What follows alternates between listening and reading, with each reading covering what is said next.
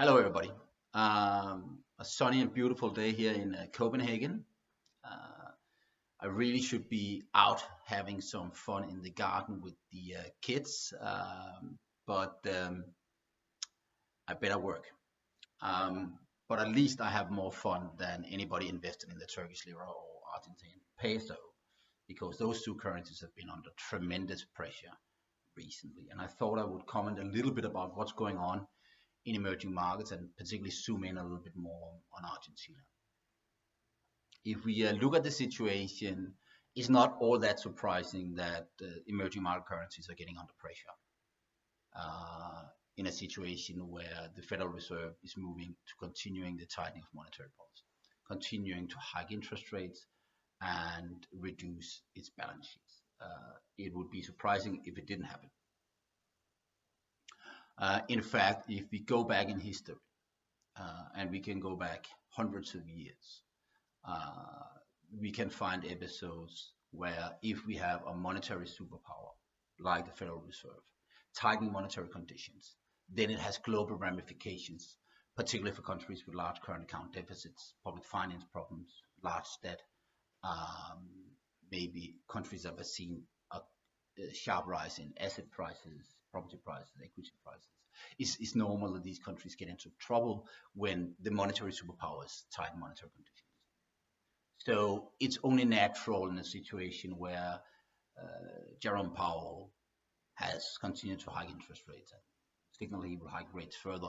And there is increasing worries in the market that the US yield curve will invert, that emerging market currencies gets under pressure. In fact, if we read Rogoff and Reinhardt's now economic classic from 2011, this time is different. We can see numerous episodes like this in history of emerging market countries getting into trouble, and getting into trouble particularly when we are seeing monetary tightening from some of the global monetary superpowers. Historically, obviously mostly the Federal Reserve, but also Bank of England in the older days, or the Bundesbank, or now the ECB, and potentially also in the future the People's Bank of China. So we can see these examples. The title of Rogoff and Reinhardt's book is interesting. It said, "This time is different." It's an ironic title. The idea is that it's not different. It's always history repeats itself. That's the kind of thing that Rogoff and Reinhardt essentially wanted to say. But interestingly, when the book came out, there was something that was different. Because the chapter that Rogoff and Reinhardt were supposed to write on the 2008-2009 crisis would have shown that 2008 and 9 was not as other earlier events. Well, they were pointing to financial market excesses and property market bubbles and all that. But what was very interesting in my view is that if you look at earlier episodes of global monetary tightening, if we go back, let's say, to the early 80s, we would have seen that each round of monetary tightening from the Federal Reserve have triggered some kind of emerging market crisis somewhere in the world. In the early 80s, when Paul Volcker tightened monetary policy to get US inflation down and under control, it was a major contributing factor to problems in Central and Latin America. And we saw, of course, episodes. We had the Bolivian hyperinflation and others, obviously very specific cases, but we have periods of crisis in the 80s in Latin America, to some extent caused by external factors, by the tightening of US monetary policy.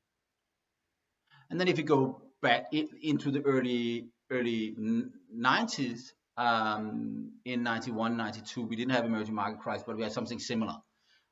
We had crisis in Europe. We had the so-called snake falling apart, essentially peg exchange rates falling apart in Europe. And I'm very sure that Rogoff and Reinhardt would classify it as, yeah, this is the same kind of crisis as we've seen before. That crisis, of course, coincided not with US monetary tightening, but with the Bundesbank tightening monetary policy.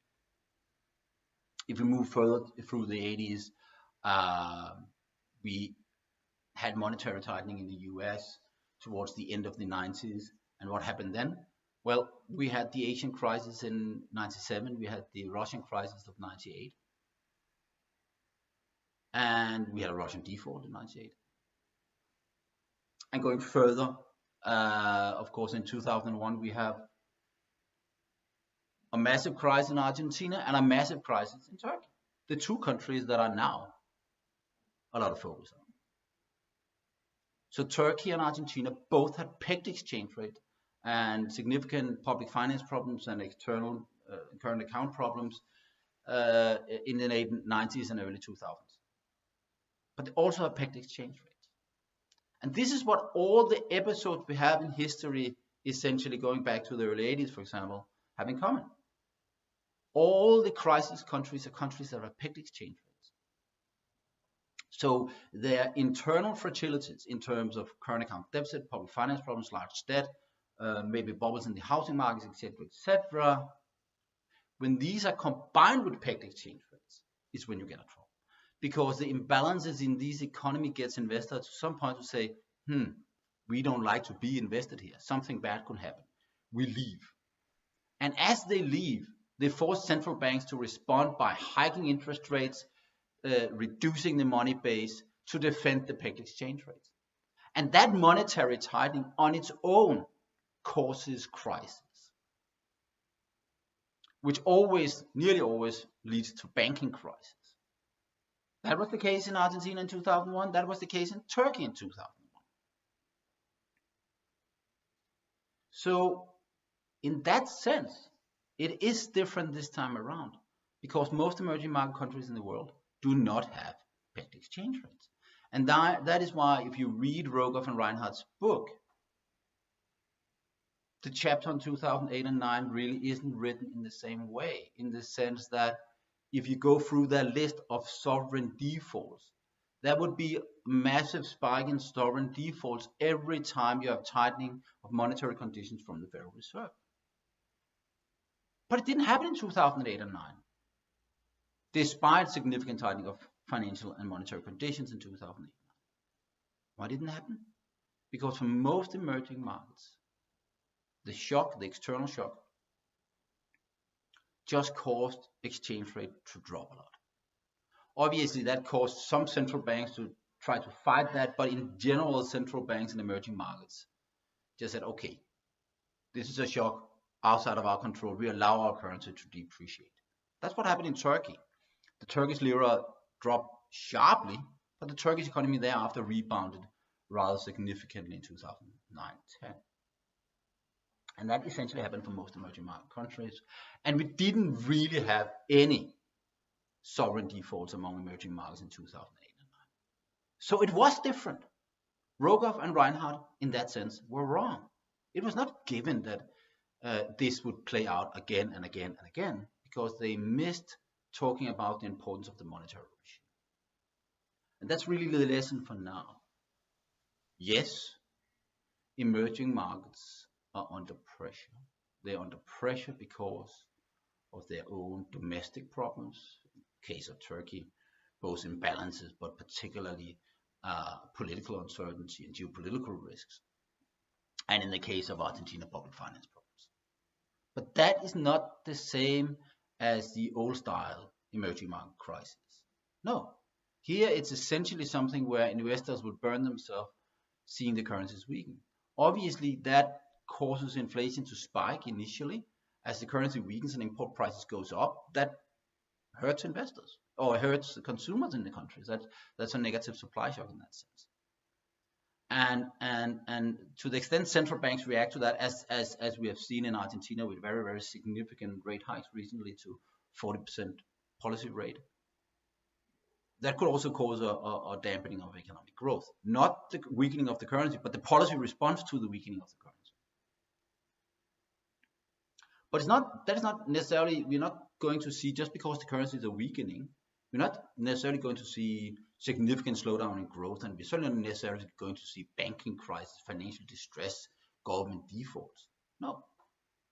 And in that sense, the IMF do not need a bailout for the IMF, because the IMF was essentially created to support pegged exchange rate regimes, which is also why the IMF should be abolished, because there are none of these around anymore, or quite few, in fact.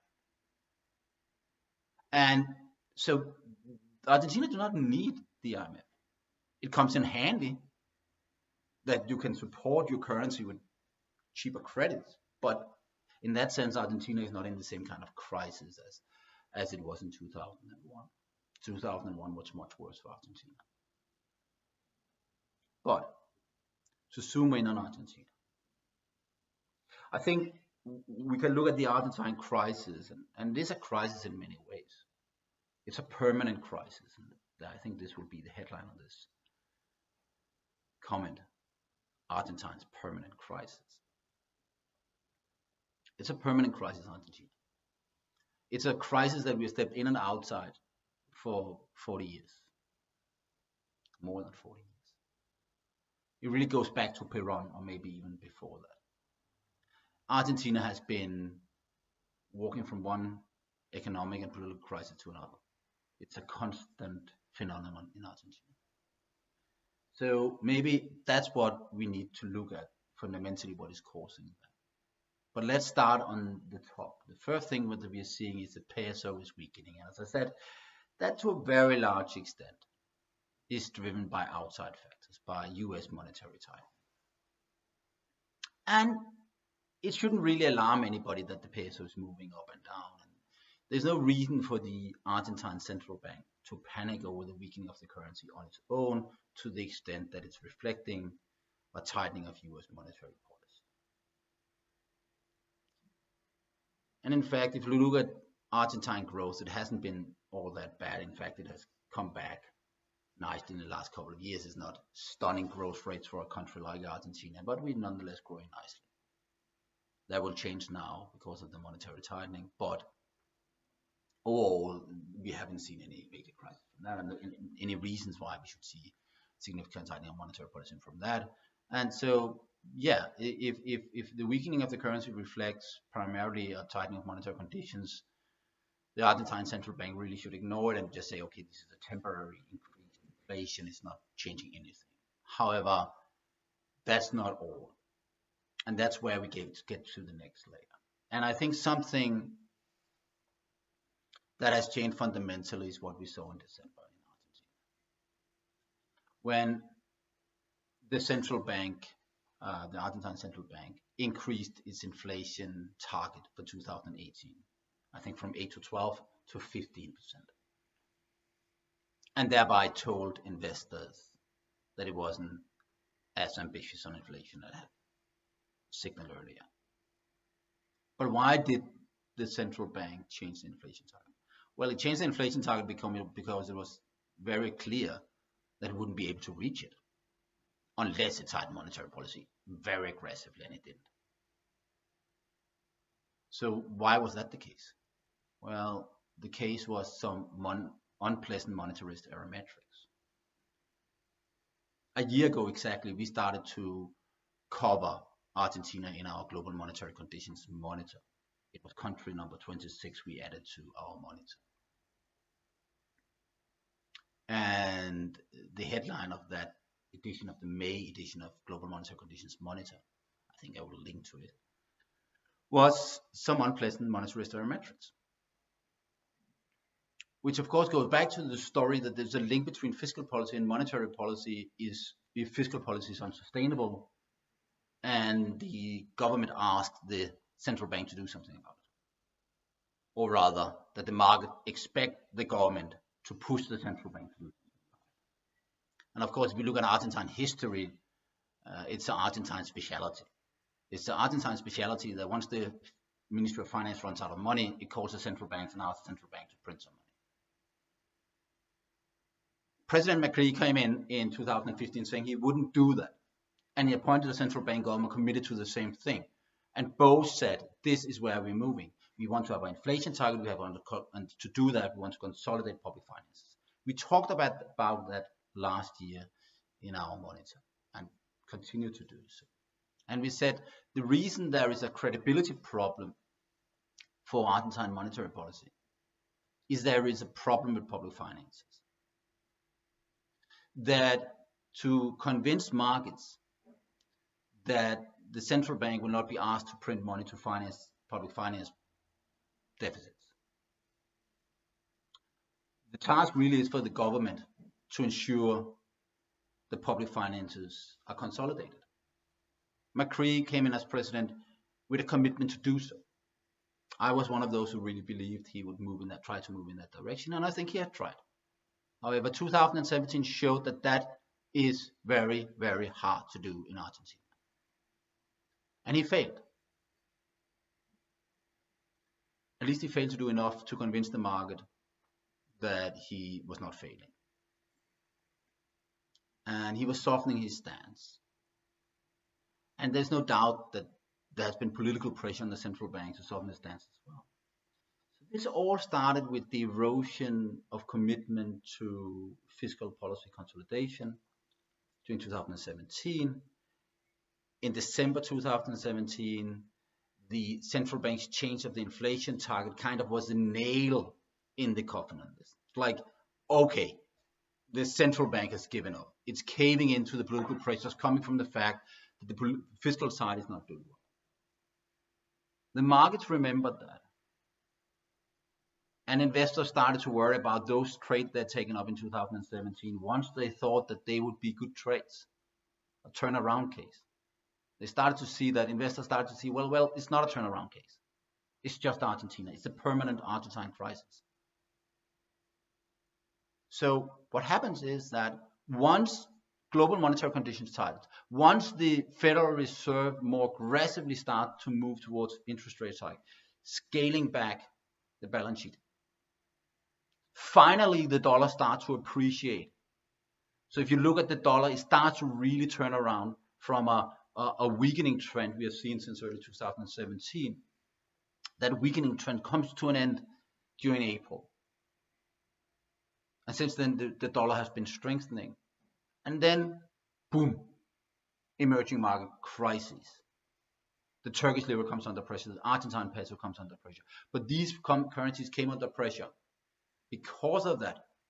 But why didn't other emerging markets come under pressure? Well, because they were not fragile. They didn't have a public finance problem, or as in the case of Turkey, significant political uncertainty. So the reason, of course, is the monetary tightening was the trigger. But the erosion of purchasing power in Argentina that we will now see as inflation increases further and erodes income is a direct consequence of Argentina's permanent crisis. And the permanent crisis in Argentina is an institutional, constitutional crisis.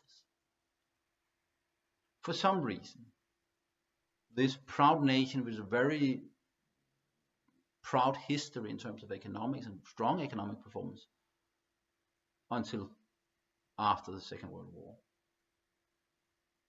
has been unable to reform itself. It goes back, I believe, to Perón and shifting military dictatorships and very few reforms. I believe that both the central bank governor and the present president of Argentina are committed to reform. But they sit in a situation where it's very hard to find support for that. Do they have the mandate for that? I'm not sure. I would hope that they had a mandate to do it because it would be the best interest of the Argentine people. But frankly speaking, where we are now, particularly because the external environment is more challenging, it's hard to imagine a major rebound in the Argentine peso. And therefore, it's also clear that we will see a central bank that increasingly will have to fight for its independence, because we have to fight inflation, because it has a target on inflation. As it fails to hit that target once again, the government will have to push it to revise up its inflation target, and it might fight back. So it's a very, very challenging situation. I only really see one solution to this. That's a deep constitutional reforms in Argentina, reforms that the country really never have seen. But that's the only thing that fundamentally will change the Argentine case. However, we could have something that could make investors happy, which is less than this, and that is significant tightening of fiscal policy. That would ensure that the central bank will not have to print money to fund the deficit. That would be the first thing. And a truly independent central bank, where we don't see these political pressures on the central bank. But we're far, far away from that. And I really thought we knew that. I have been optimistic about the outlook for Argentina. I really was cheering Argentina and the reform efforts in Argentina. But right now I'm skeptical. And I also worry that if the peso continue to drop, the central bank will tighten monetary policy too much, because this is essentially reflect a supply shock. Higher inflation will come as a result of the weakening of the currency. The weakening of our currency, of course, to some extent reflect the fact that there are expectations of easier monetary policy. But it will also reflect the fact of outside factors, the Federal Reserve, and the fact that we're going to have a further slowdown in the Argentine economy. So yeah, I'm not too upbeat right now, but fingers crossed that President Macri will regain the initiative in terms of reforms. It's badly needed, but yeah, let's hope we get there, and then I think I will become more upbeat on the Argentine markets. But for now, it's very challenging. And Turkey, well, don't even want to comment.